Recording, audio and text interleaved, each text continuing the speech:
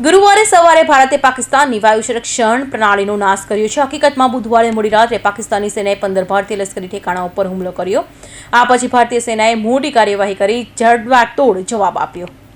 સંરક્ષણ મંત્રાલય બપોરે 2:30 વાગ્યે આ કાર્યવાહીની માહિતી આપી। સંરક્ષણ મંત્રાલયે કહ્યું કે 7 મેની રાત્રે પાકિસ્તાન ઉત્તર અને પશ્ચિમ ભારતના શહેરોને નિશાન બનાવવાનો પ્રયાસ કર્યો, જેમાં અવંતપીરો, શ્રીનગર, જમ્મુ, પઠાણકોટ, અમૃતસર, કપૂરથલા, જલંધર, लुधियाना, आदमपुरा, भंटेडिया, चंडीगढ़, नाल, फलोदी, उत्तर लाई અને ભુજમાં ડ્રોન અને મિસાઇલ છોડવામાં આવી હતી। ભારતે લાહોર સ્થિત વાયુ સંરક્ષણ પ્રણાલીનો નાશ કર્યો।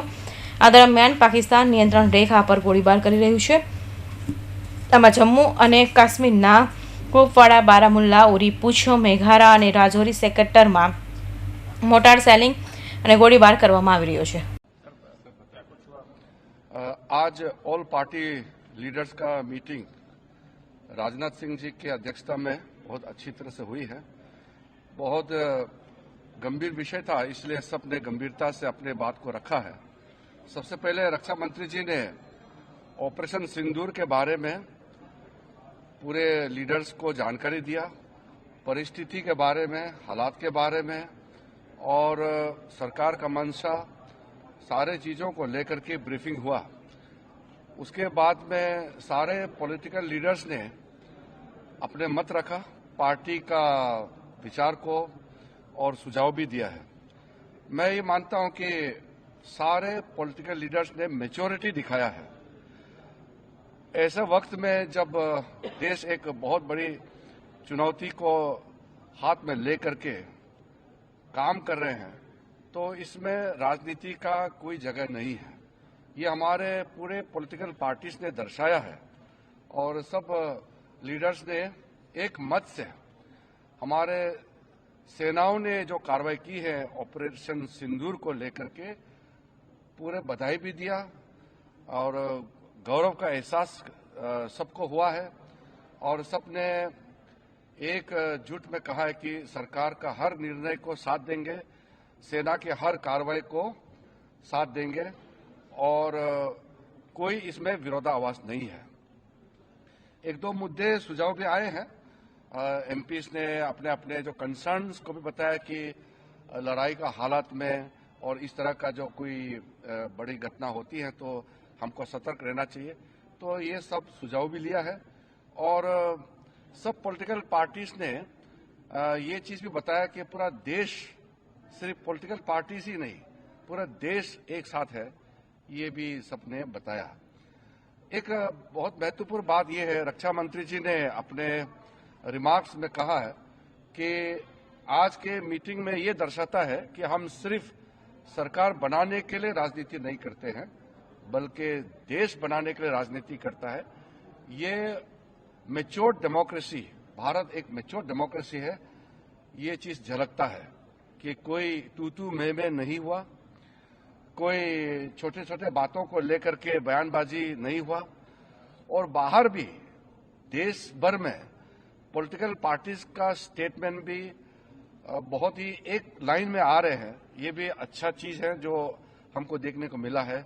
तो ऑपरेशन सिंदूर का कार्रवाई, क्योंकि ये ऑनगोइंग ऑपरेशन है, इसलिए अलग से ऑफिशियल ब्रीफिंग नहीं है। ये रक्षा मंत्री जी की ओर से, सरकार की ओर से पूरा पॉलिटिकल लीडर्स को ब्रीफिंग हुआ है और मैं सारे पॉलिटिकल पार्टीज के नेताओं को धन्यवाद देना चाहता हूं कि पूरे जितने अपेक्षित थे सब नेता आए और जैसे हमने सोचा है वैसे ही सबने सहयोग दिया और एक मीटिंग को बहुत अच्छी तरीके से, एक फ्रूटफुल मीटिंग हम कह सकते हैं, बहुत सकारात्मक मीटिंग मैं कह सकता हूं कि संपन्न हुआ और फिर एकजुट में हम बाहर निकले हैं। सबने कहा कि सरकार का कोई भी कदम को पूरा देश एकजुट होकर के समर्थन करेंगे।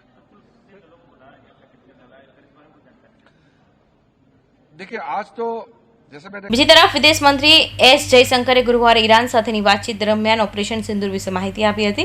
જયશંકરે કહ્યું કે અમારા દળોને ફક્ત આતંકવાદીઓના ઠેકાણાનું નિશાન બનાવ્યા। ભારતે 6 મેના રોજ સવારે 1:05 વાગ્યે પાકિસ્તાન અને પીઓકે પર હવાઈ હુમલો કર્યો। આમાં 9 આતંકવાદીઓને ઠેકાણોને નિશાન બનાવવામાં આવ્યા હતા, જેમાં 100થી વધુ આતંકવાદીઓ માર્યા ગયા હતા।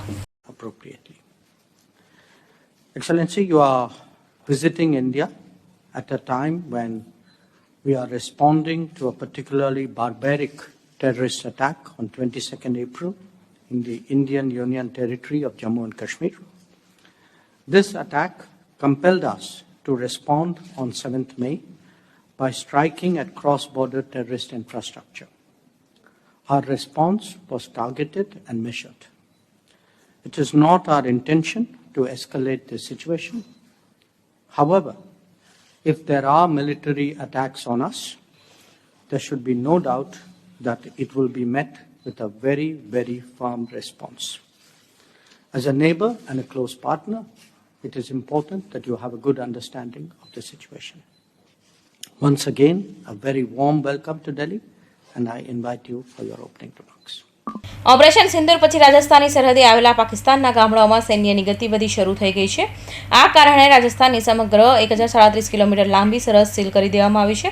બીએસએફ જમીન પર એલર્ટ પર છે અને વાયુસેના આકાશમાં એલર્ટ પર છે. પશ્ચિમ ક્ષેત્રના તમામ એરબેઝ હાઈ એલર્ટ પર છે. અહીંથી દિવસ રાત કોમ્બેટ પેટ્રોલિંગ કરવામાં આવી રહ્યું છે. બીજી તરફ બીએસએફ જમીન પર પેટ્રોલિંગ વધારી દીધું છે. આ માટે વધારાના સૈનિકોને તૈનાત કરવામાં આવ્યા છે. બિકાનેર, કિશનગઢ અને જોધપુર એરપોર્ટ પરથી તમામ ફ્લાઇટ કામગીરી 10 મે સુધી બંધ કરી દેવામાં આવી છે. આજે ગુરુવારે જયપુર એરપોર્ટ પરથી 4 ફ્લાઇટ્સ રદ કરવામાં આવી છે. કૌશિક પટેલનો report, Hind TV news, Surat.